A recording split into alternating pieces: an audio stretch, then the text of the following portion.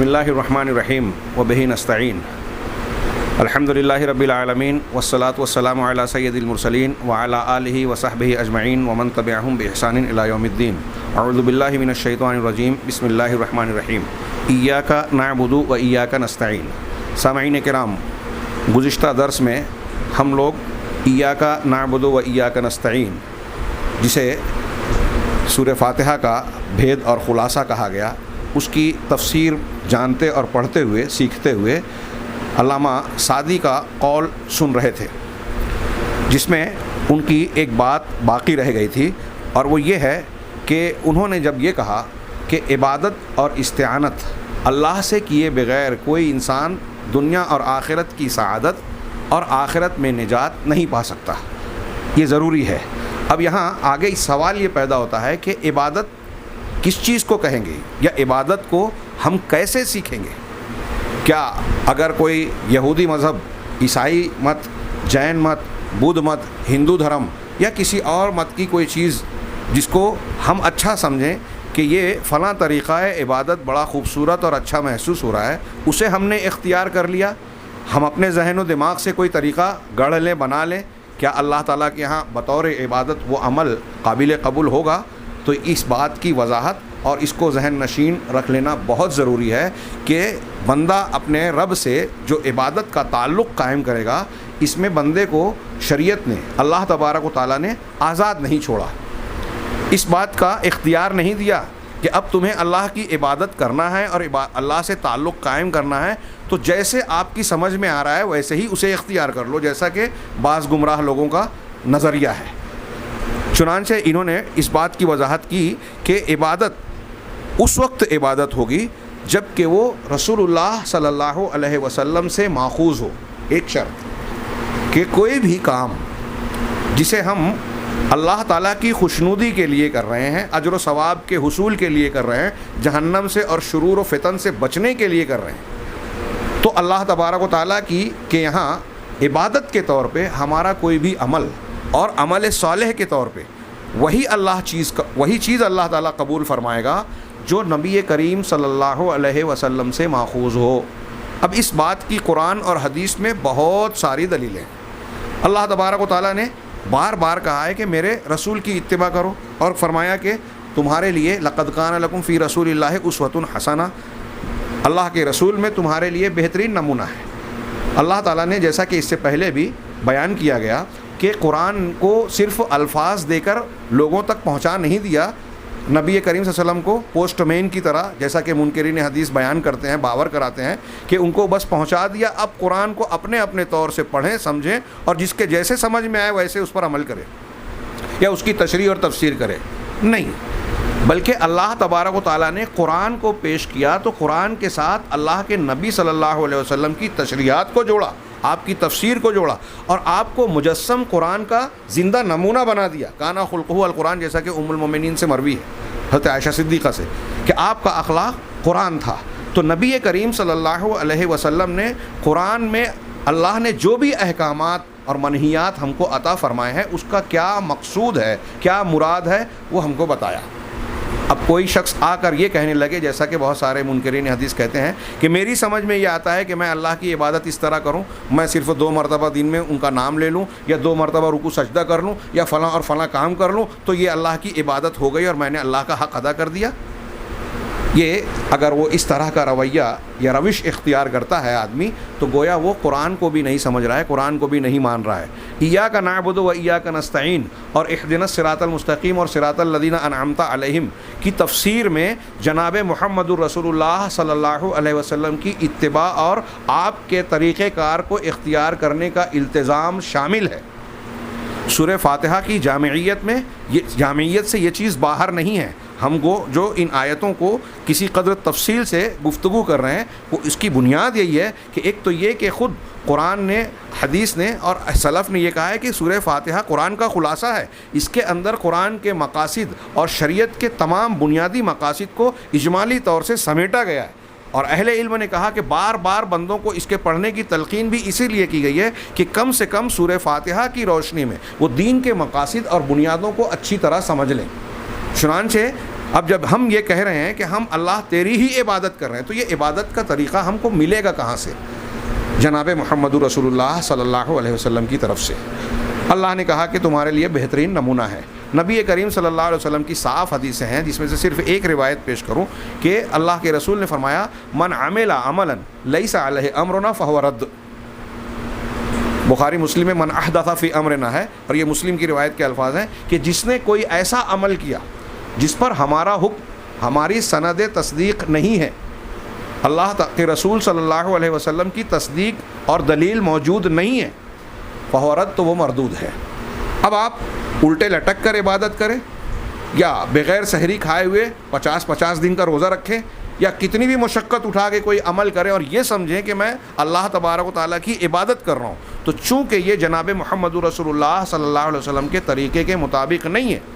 اس لیے اللہ کے یہاں قابل قبول نہیں ہوگا، یہ رد ہو جائے گا، یہ عبادت ہی نہیں کہلائے گی۔ تو پہلی چیز جو عبادت کے لیے ضروری ہے وہ یہ کہ جناب محمد رسول اللہ صلی اللہ علیہ وسلم کے طریقے کے مطابق ہو، آپ کی تعلیم اس پر موجود ہو۔ یہ چیز آج بہت سارے لوگ بہت سارے امور میں ملحوظ نہیں رکھتے۔ ابھی ہم رمضان المبارک سے گزر رہے ہیں، اس میں دیکھتے ہیں کہ لوگ کئی ایسی دعائیں، افطار کی دعا، سحری میں نیت کرنے کا انداز الفاظ کی شکل میں جو اللہ کے نبی صلی اللہ علیہ وسلم سے ثابت نہیں ہے،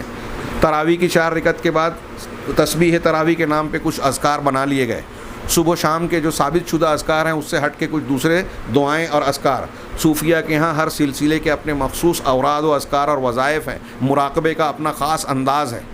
ابھی کل ایک صاحب مجھے بتا رہے تھے کہ اگر آپ کو کرونا وائرس سے بچنا ہے، ایک بابا صاحب نے یہ بتایا کہ مراقبہ کر کے آپ اس طریقے سے کریں اور یہ کہو کہ میں اپنا معاملہ اللہ کے حوالے کر دیتا ہوں۔ میں نے ان سے سوال کیا کہ کیا ان بابا نے یہ کس بنیاد پر کہا؟ کیا اللہ کے نبی جناب محمد رسول اللہ صلی اللہ علیہ وسلم کی شریعت میں ہمارے مسائل کے حل کے لیے کوئی خامی، نقص اور کمی تھی، ادھورا پن تھا، جو فلاں بابا اور فلاں پیر صاحب اپنے خواب سے، اپنے کشف سے، اپنے خیال و اجتہاد سے اسے پورا کریں گے؟ تو یہ باباؤں کی، بزرگوں کی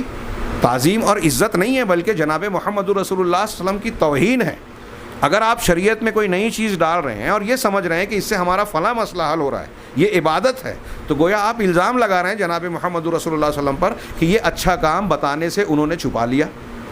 آپ کو پتہ چل گیا اللہ کے نبی صلی اللہ علیہ وسلم کو اس کا علم نہیں تھا، یا اللہ تعالیٰ نے نہیں بتایا اور آپ نے اس میں اختیار کر لیا۔ اس سلسلے میں ہم لمبی چوڑی گفتگو بدعت اور سنت کے تعلق سے سنتے رہتے ہیں، تو شیخ نے بہت ہی مفید اور اہم بات یہاں ذکر کی، ایاک نعبد کے تحت، کہ ہم تیری ہی عبادت کرتے ہیں۔ تو کیسے عبادت کرتے ہیں ہم؟ تیرے رسول سے لے کر، رسول کی سنت کی پیروی کر کے، رسول کو چھوڑ کر کوئی شخص جو ہے کامیابی سے ہمکنار نہیں ہو سکتا، گویا ایمان میں وہ داخل ہے۔ تو آگے کہا کہ یہ عبادت کی پہلی شرط یہ ہے کہ یہ نبی رسول اللہ صلی اللہ علیہ وسلم سے ماخوذ ہو، اور دوسری شرط یہ ہے کہ مقصودم بہا وجہ اللہ، کہ اس عبادت کے ذریعے سے اللہ کی وجہ، اللہ کی خوشنودی، اس کی رضامندی مطلوب ہو، یعنی نیت صحیح ہو، اخلاص ہو۔ اگر اس میں ریاکاری آ گئی عبادت کے اندر، شہرت طلبی آ گئی، یا آپ عبادت اس لیے کر رہے ہیں کہ دنیا کی کوئی آپ کو نعمت یا کسی سے کوئی بدلہ مل جائے، تو یہ اس میں آپ نے دوسروں کو شریک کر دیا۔ اللہ تبارک و تعالیٰ ایسی عبادت کو قبول نہیں کرتا۔ ہاں، من عمل عملا اشرک فیہ معی غیری ترکتہ وشرکہ، حدیث قدسی ہے صحیح مسلم کی، کہ جو ایسا عمل کرتا ہے جس میں میرے علاوہ کسی اور کو شریک کرتا ہے تو میں اسے بھی چھوڑ دیتا ہوں اور اس کا عمل بھی چھوڑ دیتا ہوں۔ جو نماز پڑھے دکھاوے کے لیے، جو صدقہ کرے دکھاوے کے لیے، تو اس نے شرک کیا۔ حدیثوں میں، روایتوں میں یہ موجود ہے۔ تو انما الاعمال بالنیات کے تحت یہاں دوسری شرط جو بتائی کہ عبادت ہونے کے لیے جو ضروری ہے وہ اللہ تبارک و تعالیٰ کی خوشنودی کا مقصود ہونا۔ ان دونوں معاملوں کے وجہ سے ہی عبادت ہوگی، ورنہ عبادت نہیں رہ جائے گی۔ علامہ سعدی نے آخر میں ذکر کیا کہ استعانت کو عبادت کے بعد ذکر کیا،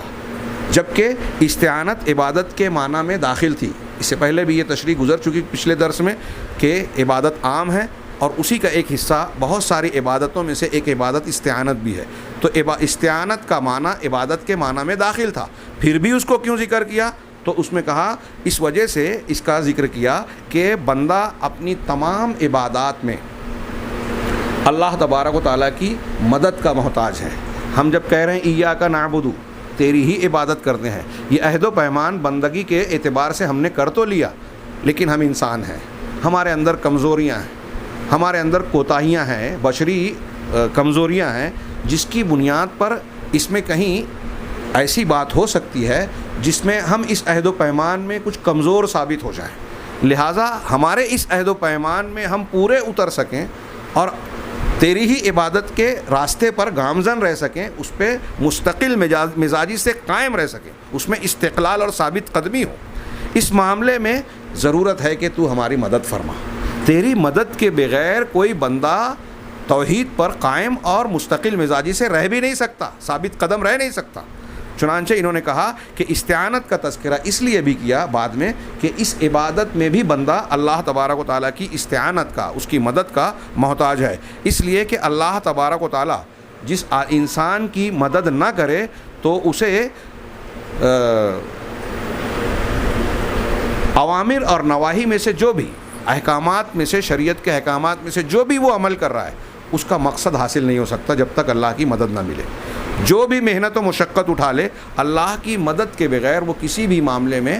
وہ جو ہے کامیابی سے ہمکنار نہیں ہو سکتا، یہاں تک کہ عبادت میں بھی۔ لہذا دین اور دنیا کے معاملات میں بھی، عبادات کے معاملات میں بھی ہر بندہ ہر وقت اللہ تبارک و تعالیٰ کی مدد کا محتاج ہے۔ شیخ عبدالرزاق صاحب کی مختصر سی تفسیر جو انہوں نے دروس مہمہ میں آسان سے انداز میں بیان کی ہے، مختصر سی تفسیر میں پیش کروں کہ انہوں نے کہا کہ ایاک نعبد و ایاک نستعین کی تفسیر میں کہ اس میں عبادت اور استعانت کو اللہ کے لیے خالص کرنا ہے۔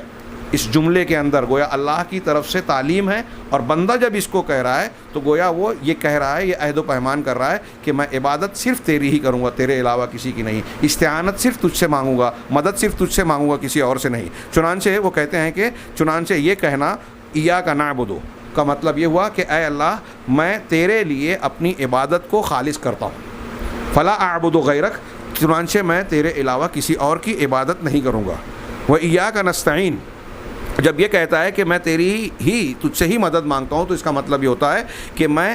مدد مانگنے کے عمل کو صرف تیرے لیے خاص کرتا ہوں، لہٰذا تیرے سوا کسی اور سے میں مدد طلب نہیں کرتا۔ چنانچہ وہ آگے کہتے ہیں نتیجہ کیا نکلا کہ ایاک نعبد کے قول میں شرک سے براءت ہے۔ صرف تیری عبادت کرتا ہوں مطلب یہ کہ تیرے جو حقوق ہیں اس میں میں کسی کو بھی حصے دار نہیں بناتا، معمولی سا بھی کسی بھی پرسنٹ میں کسی اور کو اس کے لائق نہیں سمجھتا کہ اس کی عبادت کروں، تو صرف تیری ہی عبادت کرتا ہوں۔ اور ایاک نستعین یعنی اپنی استعانت کو میں صرف تیرے لیے خالص کر رہا ہوں۔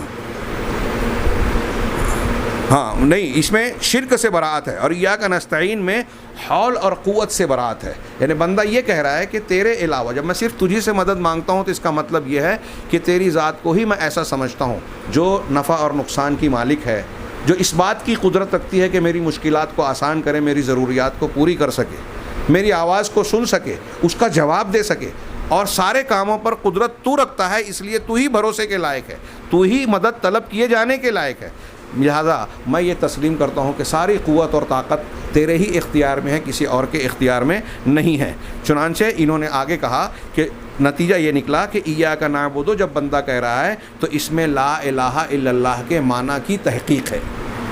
لا الہ الا اللہ کے معنی کی تحقیق ہے۔ یہاں میں شیخ عبدالرزاق کی اس تفسیر کے ساتھ علامہ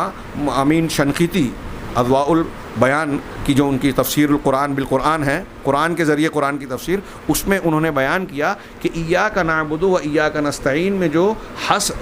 مفعول کو مقدم کرنے کی وجہ سے حصر کا معنی پیدا ہوا، اس سے یہ مفہوم ہوا کہ اس میں اس آیت کے اندر اس بات اور نفی دونوں آ گئی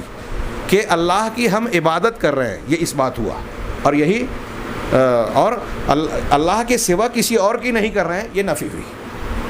یہ وہی اس بات اور نفی ہے جو کلمہ شہادت لا الہ الا اللہ میں آتا ہے۔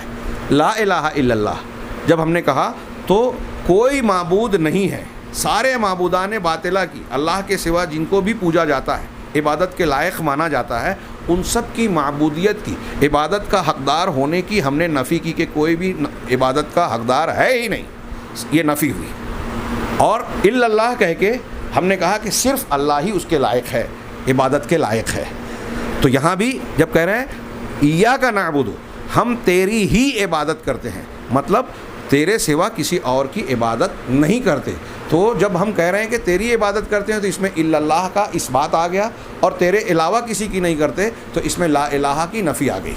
تو کلمہ شہادت جس کو پڑھ کر ایک انسان اس دین و اسلام میں داخل ہوتا ہے، اس کا معنی ایاک نعبد و ایاک نستعین میں شامل ہے۔ علامہ شنقیطی نے پھر اس آیت کی تفسیر کرتے ہوئے قرآن کی متعدد آیات کو پیش کیا کہ قرآن میں یہ مضمون مختلف اسلوبوں میں بار بار بیان کیا گیا۔ سورہ بقرہ ہی میں جو پہلا حکم آیا، یا ایھا الناس اعبدوا ربکم الذی خلقکم، اے دنیا کے لوگوں تم اپنے اس اللہ کی عبادت کرو، تو اپنے اس پروردگار کی عبادت کرو جس نے تم کو پیدا کیا، اور پھر اللہ کی نعمتوں کا تذکرہ کیا، اور پھر آخر میں آگے چل کے کہا وَلَا تَجْعَلُوا لِلَّهِ أَنْدَادًا وَأَنْتُمْ تَعْلَمُونَ، اللہ کے لیے ہمسر نہ بناؤ جانتے بوجھتے۔ یہ سب پروردگاری اس کی ہے، نعمتیں اس نے دی، بارش اس نے برسائی، قرآن اس نے دیا، تمہارے لیے زمین کو فرش اور آسمان کو چھت اس نے بنایا، یہاں ساری ضرورت کا سامان اس نے دیا، زندہ ہو تو زمین کے اوپر چل رہے ہو، مر جا رہے ہو تو زمین کے اندر دفن ہو جا رہے ہو، زمین کو اس طرح تمہارے لیے کافی بنا دیا۔ تو اب یہ سب کچھ جانتے بوجھتے تم اللہ کے سوا کسی اور کو ند نہ بناؤ۔ اسی طرح قرآن کی ایک آیت میں سورہ نحل میں اللہ نے فرمایا، بڑی مشہور آیت، کہ وَلَقَدْ بَعَثْنَا فِي كُلِّ أُمَّةٍ رَسُولًا، ہم نے ہر امت میں رسول بھیجا، ہر امت میں رسول بھیجا، ہر امت میں پیغمبر بھیجا گیا۔ اللہ تعالیٰ کا یہ کرم، اس کی رحمت ہے، ربوبیت اور رحمت ہے کہ اس نے ہدایت کا سامان کیا۔ کیا ہر رسول کی رسالت کیا تھی، ان کا پیغام کیا تھا؟ آیت میں آگے کہا اَنِ اعْبُدُوا اللَّهَ، کہ تم اللہ کی عبادت کرو، الا اللہ والا، ایاک نعبد تیری عبادت کرتے ہیں والا مانا کہ تم اللہ کی عبادت کرو۔ لیکن صرف اتنا ہی نہیں کہا اللہ نے، آگے ایک جملہ اور بھی فرمایا، وَاجْتَنِبُوا الطَّاغُوتَ، اور طاغوت سے بچو۔ اہل علم نے یہاں طاغوت کا مفہوم بتایا، کل ما عبد من دون اللہ فہو طاغوت، اللہ کے سوا جس چیز کی بھی عبادت کی جائے وہ طاغوت ہے، اللہ کے علاوہ جس کی بھی۔ تو یہاں اللہ نے صرف اتنا نہیں کہا، یا رسولوں کی تعلیم صرف اتنی نہیں ہے کہ اللہ کی عبادت کرو، بلکہ یہ بھی ہے کہ اللہ کے علاوہ کی عبادت سے بچو،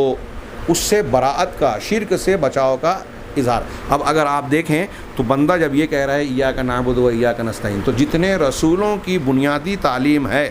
پہلی تعلیم ہے توحید کی، ساری باتوں کا، ان سارے رسولوں کی بنیادی تعلیم کا اعتراف کر رہا ہے۔ یہ کلمہ لا الہ الا اللہ، اور اس کے جواب میں بندہ جو کہتا ہے ایاک نعبد و ایاک نستعین، یہ وہ کلمہ ہے، یہ وہ عہد و پیمان ہے جس کے لیے اللہ تبارک و تعالیٰ نے جن و انس کو پیدا کیا، وما خلقت الجن والانس الا لیعبدون۔ اسی عبادت کے لیے کہ جن و انس دوسری چیزوں کی عبادت سے بچ کر صرف اللہ کی عبادت کریں۔ اللہ نے کیا کہا کہ میں نے جن و انس کو اس لیے پیدا کیا کہ صرف میری عبادت کریں۔ اب جب صرف میری عبادت کریں، اسی لیے اہل علم نے اس کی تشریح اور تفسیر کیا کی کہ میری توحید کو اختیار کریں، مطلب یہ کہ دوسروں کی عبادت سے بچ کر صرف اللہ کی عبادت کریں۔ اس آیت کے مفہوم سے خود ہی ظاہر ہے، اس کے منطوق کے مقابلے میں مفہوم سے، کہ اس کا مطلب دنیا میں ہمارے گرد پیش میں دوسروں کی عبادت ہو رہی ہے، دوسروں کی عبادت کی طرف لوگ کھینچیں گے، شیاطین الانس والجن اس کی طرف لے جائیں گے، بہکائیں گے، گمراہ کریں گے۔ ان سے بچ کر، ان سے کٹ کر ہمیں صرف اللہ تبارک و تعالیٰ سے رابطہ قائم کرنا ہے، بندگی کا، عبودیت کا، اور عبادت اور استعانت کے معاملے میں کسی اور کو اللہ تبارک و تعالیٰ کے ساتھ ادنا سا بھی شریک نہیں بنانا ہے۔ یہ ہماری زندگی کا مقصد ہے۔ تمام رسولوں کی پہلی بنیادی تعلیم یہ ہے، اور جس رسول نے یہ تعلیم دی اور امت نے اس کو قبول نہیں کیا تو اس کا اگلا سبق نہیں آیا۔ حضرت نوح علیہ السلام نے اپنی قوم کو 950 سال صرف توحید کی تعلیم دی۔ انبیاء کرام نے، حضرت ابراہیم کی پوری تعلیم دیکھیے، زیادہ پوری کی پوری تعلیم کا محور جو ہے، مرکز، محور اور خلاصہ توحید ہے۔ سارے انبیاء کی تعلیم یہی ہے،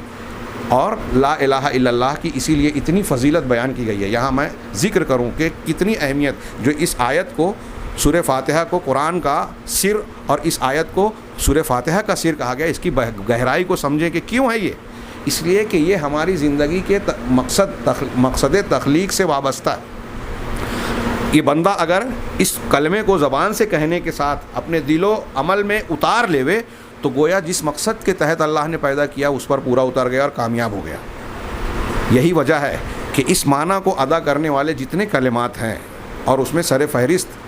کلمہ شہادت، کلمۃ التقوی، اور اس کے اور بھی کئی نام قرآن نے کلمۃ الاخلاص، لا الہ الا اللہ کہا گیا ہے، اس کی کتنی فضیلت ہے۔ ابن حبان وغیرہ کی وہ روایت جو شیخ محمد بن عبد الوہاب کی کتاب التوحید میں بڑی مشہور ہے، بار بار لوگ سنتے ہیں کہ ساتوں آسمان ساتوں زمین اور ان کے درمیان کی ان کے اندر موجود ساری چیزیں سوائے اللہ کے ترازو کے ایک پلڑے میں رکھے جائیں اور لا الہ الا اللہ ایک پلڑے میں رکھا جائے تو لا الہ الا اللہ کا پلڑا بھاری ہوگا۔ یہ کم فضیلت ہے؟ حدیث بطاقہ، قیامت کے دن ایک شخص آئے گا، ہاں صحیح حدیث ہے سنن وغیرہ میں اس کی تفصیل نہیں، صرف اشارہ کروں سرسری کہ بندہ کہ یدعا کیا ہے علی رؤوس الاشہاد، ایک شخص کو بلایا جائے گا، اس کے نامہ اعمال 99 رجسٹر، اور ہر رجسٹر سجل کا لفظ ہے حدیث میں، حد نظر توکل سجل مد البصر، جہاں تک آنکھ جاتی ہے اتنا بڑا بڑا رجسٹر، دنیا کی چھوٹی چھوٹی کاپیوں اور رجسٹروں کی طرح نہیں ہوگا، اس کا نامہ اعمال بھرا ہوگا۔ اللہ تعالیٰ اس کے سامنے پیش کر کے اس سے پوچھا جائے گا کہ کیا یہ تیرے اعمال ہیں؟ ساری برائیاں اور اس میں گناہ بھرے ہوں گے، کیا تو اس میں سے کسی سے انکار کرتا ہے؟ کیا میرے فرشتوں نے لکھنے میں کوئی ظلم کیا ہے، زیادتی کی ہے؟ وہ کہے گا لا یا رب، نہیں پروردگار۔ تو کہے گا کیا تیرے پاس کوئی عذر ہے؟ وہ کہے گا نہیں پروردگار، کوئی عذر نہیں ہے۔ پھر اللہ تعالیٰ کہے گا، اللہ کی طرف سے کہا جائے گا کہ تیرے کچھ نیک اعمال بھی ہیں کیا؟ تو وہ خوف زدہ ہو جائے گا اور کہے گا کہ نہیں کچھ اعمال نہیں ہے۔ تو ایک بطاقہ پرچی نکالی جائے گی، جس کو ہم اردو میں پرچی کہتے ہیں، عربی میں اسی کو بطاقہ۔ تو کہا اس کے لیے سامنے ایک بطاقہ، کہا یہ تیرا نیک عمل ہے۔ تو اسے دیکھ کر بندہ کہے گا ما ہذہ البطاقہ من ہذہ السجلات، کہ اس چھوٹی سی پرچی کی ان 99 بڑے بڑے رجسٹروں کے سامنے کیا حیثیت ہے، کیا اوقات ہے، اس کا کیا وزن ہوگا؟ تو اس کو کہا جائے گا کہ تجھ پر آج ظلم نہیں کیا جائے گا، تو جانتا ہے کہ اس بطاقہ میں، اس پرچی میں کیا ہے، تیرا کون سا عمل ہے؟ اس میں ہے اشہد ان لا الہ الا اللہ وحدہ لا شریک لہ واشہد ان محمدن عبدہ ورسولہ۔ اس میں تیری شہادتین ہیں،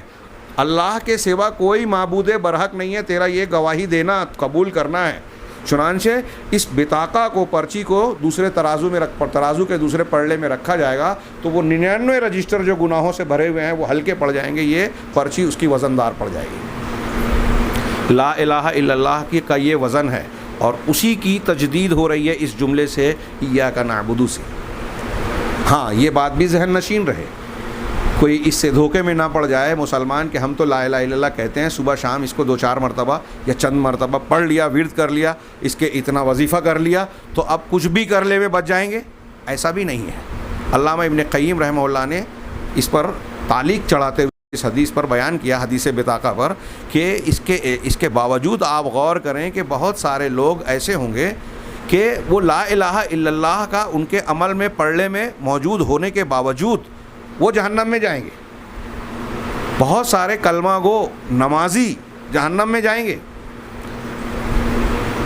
وہ حدیث یاد کیجئے، امام بخاری نے نقل کیا ہے کہ جہنم میں نمازیوں کے وہ اعضاء جو سجدے میں ٹکے ہوئے ہوتے ہیں، 7 ہڈیاں، اللہ کے رسول نے فرمایا کہ 7 ہڈیوں پر سجدہ ہوتا ہے۔ ہمارے یہاں عورتیں پوری چمٹ کر جو بعض لوگ سجدہ کرتی ہیں نا، وہ بالکل سنت سے ثابت نہیں ہے، صحیح طریقہ بالکل نہیں ہے۔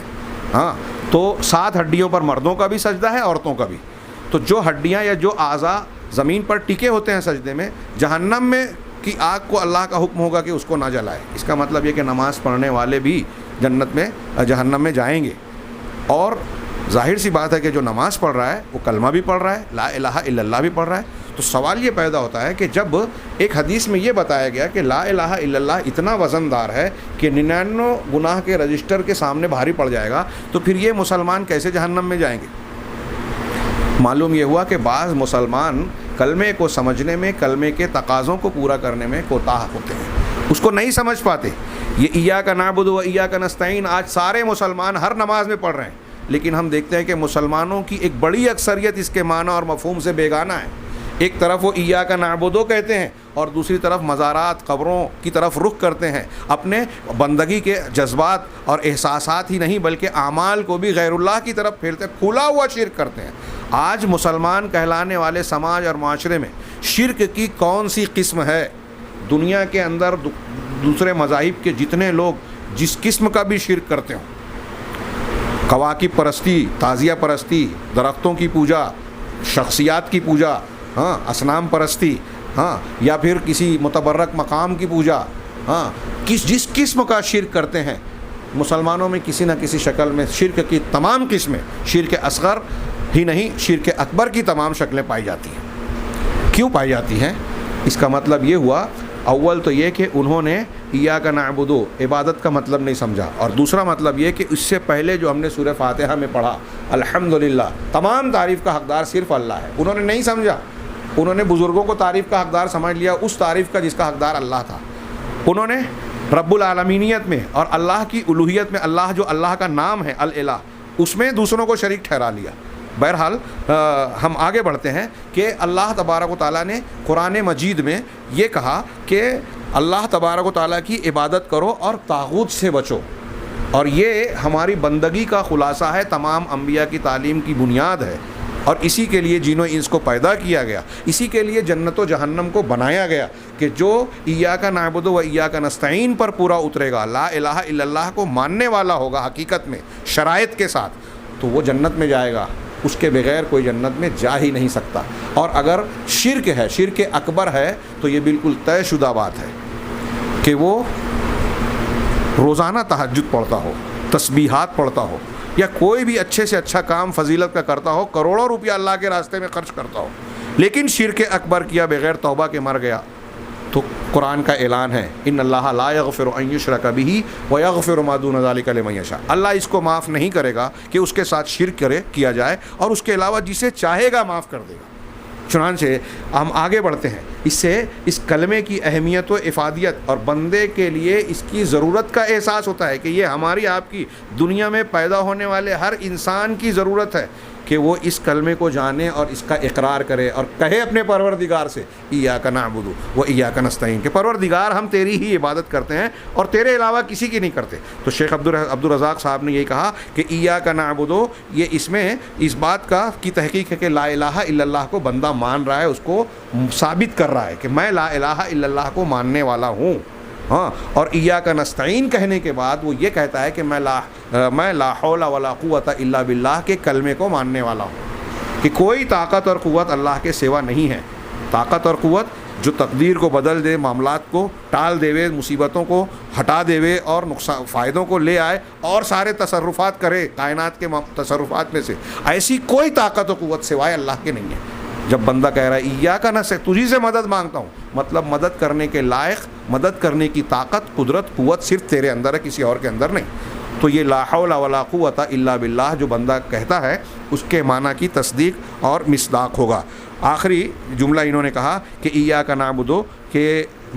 ہم تیری ہی عبادت کرتے ہیں پروردگار، اس میں شرک اور ریاکاری سے اپنے آپ کو پاک صاف کرنا ہے۔ الخلوص من الشرک والریا، جب بندہ یہ کہہ رہا ہے کہ تیری ہی عبادت کر رہا ہوں، تو کسی کے دکھاوے کے لیے نہیں کر رہا ہوں، کسی کو خوش کرنے کے لیے نہیں کہہ رہا ہوں، اس لیے نہیں کر رہا ہوں کہ میری شہرت ہو، اخبارات میں میرا فوٹو چھپے، دنیا میں میرا نام ہو، مجھے لوگ نیک اور اچھا اور صالح بندہ سمجھیں، یا میری تعریف کریں، تاریخ میں میرا ریکارڈ قائم ہو، ایسی کوئی میری خواہش نہیں ہے، صرف تیری خوشنودی مقصود ہے، تیری ہی عبادت کر رہا ہوں، مطلب تجھے خوش کرنا چاہتا ہوں، تیرے اجر و ثواب کا متمنی ہوں۔ تو اس میں ریاکاری اور شرک سے کسی اور کی عبادت نہیں کرتا، دونوں سے جو ہے انسان بری۔ ریاکاری جو ہے وہ شرک اصغر ہے، کہ ایک عمل آدمی جو اللہ کے لیے کرنا چاہیے بظاہر کر رہا ہے، جیسے نماز پڑھ رہا ہے اللہ کے لیے، دل میں یہ خیال آ گیا کہ فلاں خوش ہو جائے یا میری تعریف کی جائے، لوگوں کی حمد اور ستائش مل جائے، تعریف مل جائے، تو ایسی خواہش کی بنیاد پر اس کے دل میں گویا جو کام اللہ کے لیے تھا، دل میں ایک خیال آ گیا، تو اس میں یہ ریاکاری شرک ہے۔ اگر واقعی کسی اور کے لیے کام کر رہا ہے تو وہ چھوٹا شرک نہیں بلکہ بڑا شرک ہو جائے گا۔ تو آگے کہا وَإِيَّاكَ نَسْتَعِينُ، اس میں تو شرک اور ریا سے خلوص ہے، اور وَإِيَّاكَ نَسْتَعِينُ جب بندہ کہتا ہے تو اس میں عجب اور کبریا، یعنی خود پسندی اور گھمنڈ سے انسان کی خلاصی ہے۔ جب بندہ عبادت اگر کوئی ہمارے ہاں بہت قسم کے گھمنڈ ہوتے ہیں، کسی کو دولت کا گھمنڈ ہے، کسی کو خوبصورتی کا گھمنڈ، ہاں، کسی کو تقوی اور نیکی کا بھی گھمنڈ ہو جاتا ہے، بعض علم کے گھمنڈ میں ہوتے ہیں مبتلا، اللہ ہمیں سب سے محفوظ رکھے۔ تو کہا کہ یہاں جو ایک بندہ اگر یہ کہہ رہا ہے کہ میں تیری ہی عبادت کر رہا ہوں، تو اب عبادت کرتے کرتے کچھ لوگوں کو عبادت کا گھمنڈ ہو جاتا ہے۔ ابھی ہم بعض لوگوں کے واقعات سنتے ہیں جو علم سے بہت کورے ہیں، کہ خواب دیکھ لیا ہم جنت میں ہیں، تو وہ اترا کے چلنے لگتے ہیں کہ ہم تو جنتی ہو گئے، جبکہ جناب محمد رسول اللہ صلی اللہ علیہ وسلم کی زبان مبارک سے بار بار جنت کی بشارت سننے والے صحابہ کرام راتوں کو روتے تھے. عمر فاروق، ابو بکر صدیق رضی اللہ عنہما اور دوسرے صحابہ ڈرتے تھے. حضرت عمر سے یہاں تک منقول ہے، کہتے ہیں کہ اگر قیامت کے دن یہ اعلان ہو کہ اللہ نے ایک آدمی کے سوا سب کی بخشش کر دی تو مجھے ڈر ہوگا کہ وہ ایک آدمی میں تو نہیں ہوں. کہ ان کے یہاں اہل ایمان کے یہاں خوف کا، اللہ سے خوف اور ڈرنے کا یا تقوی کا اور تواضع کا یہ عالم تھا، اپنے آپ کو چھوٹا سمجھنا. تو جب بندہ یہ کہتا ہے کہ ایاک نستعین کہ ہم تجھ سے مدد مانگتے ہیں، تو گویا اپنے آپ کو چھوٹا بنا رہا ہے، اللہ کے سامنے جھکا رہا ہے اور یہ کہہ رہا ہے کہ میری طاقت قوت اور میری کوئی اوقات اور حیثیت نہیں ہے، پروردگار میں تیرا ہی محتاج ہوں. چنانچہ اس جملے میں وَإِيَّاكَ نَسْتَعِينُ میں بندہ اپنی خود پسندی اور کبریائی سے براءت کا، صاف ستھرا ہونے کا اعلان کرتا ہے. اگر اس کے معنی اور مفہوم کو آج بندہ سمجھ کے بیان کرنے لگے، پڑھنے لگے یا اپنے دل و دماغ میں اتار لے تو ایسا انسان انانیت کا شکار نہیں ہوگا، خود پسندی کا شکار. اور ہمارے بہت سارے جھگڑے، بہت سارے اختلافات، بہت سارے مسائل، یہاں تک کہ انفرادی نہیں اجتماعی طور سے بھی بہت سارے مسائل کی بنیاد یہی ہے کہ کوئی شخص انفرادی طور سے تکبر اور گھمنڈ کا شکار ہے، کوئی قومی یا خاندانی طور سے اپنے خاندان کو، اپنے قوم کو بڑا سمجھتا ہے اور دوسروں پر ظلم کرتا ہے، ان کو حقارت کی نگاہ سے دیکھتا ہے. جب بندے کے ذہن و دماغ میں یہ بات آئے گی کہ میری کوئی حیثیت اور اوقات نہیں ہے، میں کتنی بھی دولت کا مالک ہوں، میں کتنے بڑے عہدے پر، حکومت، حاکمیت پر پہنچ چکا ہوں دنیا کے اندر، میرے پاس کیسا بھی جتھا ہو، کتنے بھی بڑے بڑے لوگ، کتنی بڑی فوج ہے، لیکن میں محتاج ہوں اللہ کا. جب تک اللہ کی مدد نہ ملے تو نہ دنیا کے کام تو چھوڑو، اللہ کی عبادت کے سلسلے میں بھی میں صحیح معاملے اور کامیابی سے ہمکنار نہیں ہو سکتا، صحیح کام تک نہیں پہنچ سکتا، اللہ کی مدد کا محتاج ہوں. تو جب بندے کے دل میں یہ خیال ہوگا تو وہ تکبر اور گھمنڈ سے محفوظ رہے گا. اس درس کے اختتام سے پہلے میں ایک چیز یہاں یہ بھی بیان کر دوں کہ کئی اہل علم نے یہ بیان کیا کہ ایاک نعبد میں جمع کا صیغہ استعمال، ہم عبادت کرتے ہیں، تیری ہی عبادت کرتے ہیں ہم، یہ نہیں کہا کہ میں.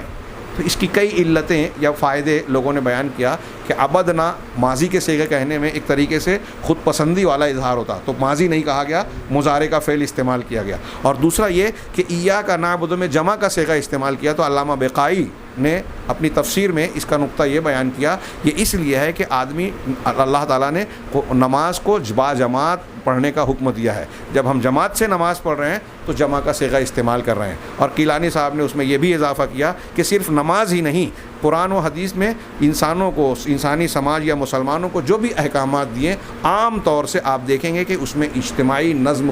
کی خاص تلقین کی گئی ہے. اور نماز، روزہ، حج، زکوٰۃ، اس میں سب میں اجتماعیت کا کوئی نہ کوئی آپ کو منظر نظر آتا ہے. اور ساتھ ہی ساتھ اللہ تبارک و تعالیٰ نے ہر معاملے میں مسلمانوں کو اکٹھا رہنے، باہم جڑ کے رہنے اور اجتماعیت کے ساتھ رہنے کی تعلیم دی ہے. تو گویا اس میں اجتماعیت اور جماعتی نظم کی تعلیم ہے کہ ہم جو بھی کام کریں شریعت کے، عبادت اور استعانت کے، اس میں اکٹھا ہو کر کریں. اللہ تبارک و تعالیٰ سے دعا ہے کہ وہ ہمیں خیر کی توفیق عطا فرمائے اور ان معانی اور مطالب کو نہ صرف ہماری زبان اور دماغ میں بلکہ ہمارے اعمال میں بھی اتار دے. وآخر دعوانا ان الحمد للہ رب العالمین.